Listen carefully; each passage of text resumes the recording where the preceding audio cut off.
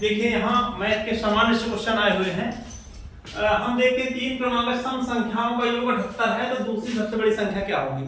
सम संख्याओं का योग है तो औसत निकालने, औसत बराबर पदों का योग बटे पदों की संख्या। औसत हमारा योग हमारा 78 है, तो तीन संख्या तीन का भाग देंगे, 3 दूनी 6 3 छंग 18, तो वह संख्या आ गई हमारी 26 औसत आ गया।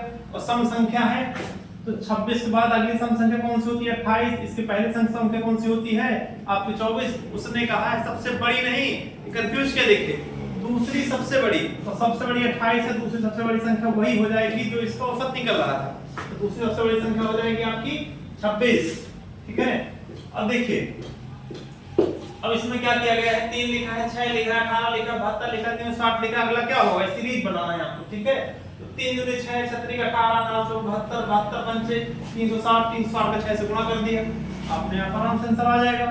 ठीक, 0 6 36 और 36 18 19 20 21 2160 इसका राइट आंसर। चेक कर लीजिए, दक्षिण पश्चिम दिशा में आप होकर खड़े हैं। ठीक है, देखिए ये आपका ऊपर होता है उत्तर, नीचे होता है दक्षिण, इधर होता है पूर्व, इधर होता है पश्चिम, ये आपकी दिशाएं होती हैं। इन दिशाओं में इस दिशा कहते हैं उत्तर पूर्व, इस दिशा कहते हैं दक्षिण पूर्व, इस दिशा कहते हैं दक्षिण पश्चिम, इस दिशा कहते हैं उत्तर और पश्चिम। हम देखते हैं कि कह रहा है दक्षिण पश्चिम की दिशा की ओर मुड़े खड़े हैं आप, दक्षिण पश्चिम। तो दक्षिण पश्चिम जो होता है हमारा, वो दक्षिण पश्चिम ये होता है, पश्चिम ये, दक्षिण पश्चिम को ये मुड़े खड़े हैं आप। और 270 दक्षिण पश्चिम की साइड और 180 अंश दाईं ओर घूमते हैं। देखो 180 अंश चाहे दाएं घूमे चाहे बाएं अंश घूमे, क्योंकि 180 अंश बिल्कुल सीधा अपोजिट होता है, तो अपोजिट में आपका मुंह अपने मन से हो जाएगा उत्तर पूर्व की ओर।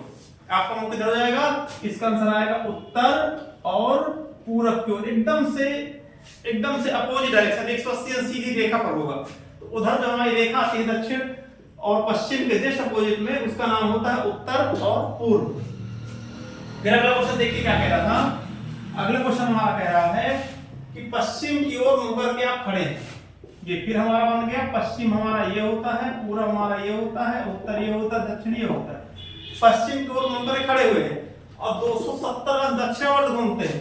अगर इधर से इधर को कोई मूवमेंट करती है, इसका नाम होता है दक्षिणावर्त, और कोई चीज इधर से इधर मूवमेंट करना है, इसका नाम है वामावर्त। ठीक है, क्लॉकवाइज होता है, इसको एंटी क्लॉकवाइज कहते हैं, ये क्लॉकवाइज होता है, इसको एंटी क्लॉकवाइज कहते हैं। तो किधर घूम रहा है? दक्षिणावर्त 270, एक प्रत्येक हमारी दिशा 90 अंश में रहती है। ठीक है, तो दक्षिणावर्त मतलब इधर घूम रहा है, ठीक, इधर से इधर घूमना, तो 90 180 270, अब उसका मुख दक्षिण की ओर होगा, इसका राइट आंसर आएगा दक्षिण। ठीक है, दक्षिण पश्चिम को जब आप पश्चिम को मुख रहे 270 दक्षिण और घूमेंगे तो आपका मुख अपने मन से आ जाएगा दक्षिण।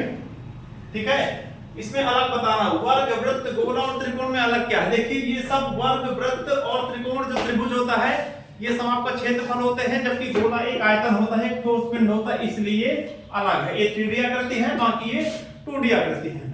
ठीक है, सबसे छोटी संख्या कौन सी छोटी संख्या है जिसमें भाग देने पर प्रत्येक दशा में 3 शेष बचे? तो इन सब संख्याओं का लासा निकाल लेंगे, और लासा निकालकर 3 जोड़ देंगे, आपका आंसर आ जाएगा। तो इन संख्याओं का जो लासा है वो आने वाला है 8। आप निकालेंगे 2 से 4 से 3 से करके 8 गुणे 9 गुणे 7, ये आपका लासा आ जाएगा।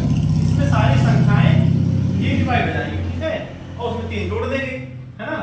यहाँ पर 2 से 2 के जितने गुणज हैं इसमें 8 में आ गए, 7 का कोई गुणज नहीं, 7 को पूरा रख दिया, और 9 के गुणज 3 और 2 में इसमें समाहित हो गए, तो आपका 8 9 72 72 गुणे 7 7 गुणे 14 और 7 7 49 1 50, 504 में शेष बचने की बात करा तो वही लासा जोड़ देते हैं, जो शेष होता जोड़ देते हैं। ठीक है, 504 में 3 जोड़ दिया 507, वह संख्या छोटी छोटी 507 है ना। और क्वेश्चन ये कह रहा है 30 वस्तुओं का लागत मूल्य 40 वस्तुओं की विक्रय मूल्य बराबर है। आप जितने रुपए में 30 वस्तु खरीद कर लाए हैं उतने रुपए में 40 वस्तु बेचते हैं, तो आपको लाभ होगा कि हानि? आपको 100% हानि होगी। जितने रुपए में 30 वस्तु खरीद कर लाए हैं उतने रुपए में 40 वस्तु बेचते हैं, आपको हानि होगी। तो वस्तु संबंधी होता है सवाल, वस्तु संबंधी, लाभ है तो लाभ, हानि है तो हानि गुणे 100 अब बटे में विक्रय मूल्य जाता है। इसका सूत्र होता है लाभ है तो लाभ, हानि है तो हानि बटे में विक्रय मूल्य। जब वस्तु खरीदे और ज्यादा वस्तु बेचे उतने रुपए में तो हानि होती है, कम वस्तु बेचे तो लाभ होगा। तो यहाँ पर हम 30 खरीद के लाते जितने रुपए में उतने 40 बेचते हैं, 10 वस्तुओं का हानि हो गया हमको। तो हमारा आंसर आएगा हानि गुणे 100 बटे हमने बेचा कितना, तो हमने बेचा 40, 0 0 4 से काटा तो हमारा आएगा 25% की हानि। इस प्रकार से मैथ के सारे सवाल समान रूप से आए हैं, कोई डर की बात नहीं है।